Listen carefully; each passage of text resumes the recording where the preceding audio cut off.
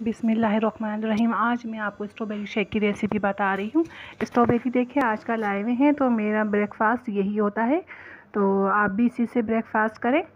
तो देखिए मैंने 1.5 पाव स्ट्रॉबेरी ली है। इसको अच्छी तरह वॉश करने के बाद मैं छोटे छोटे क्यूब्स कर रही हूँ। छोटे क्यूब्स करने की ये वजह है, हमारी स्ट्रॉबेरी अच्छी सी स्मूथ हो जाएगी जब हम ग्राइंड करेंगे।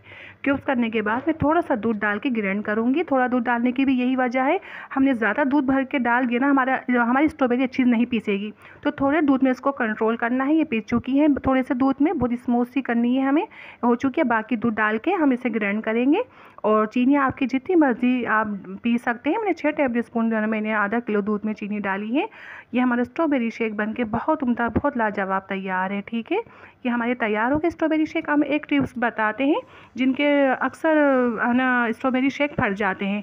उनकी ये वजह होती है, स्ट्रॉबेरी एक तो कच्ची होती है, पूरी पकी हुई नहीं होती। ठीक है, अब वो उनके पास है तो वो क्या करे, वो ये करे स्ट्रॉबेरी को अच्छी तरह धो के साफ़ करके आई बॉक्स में ठंडा कर ले। बिल्कुल तेज़ ठंडी हो जाए ना, आधे घंटे में तेज़ ठंडी हो जाएगी। और दूध जो हमारा है वो भी ठंडा होना चाहिए। फिर इसमें चीनी मिलाई है, चीनी मिला के ठंडा कर लीजिए। जितनी चीनी चाहिए मिलाने के बाद ठंडा करके दोनों का शेक बनाए, इंशाल्लाह आपका शेक कभी नहीं फटेगा।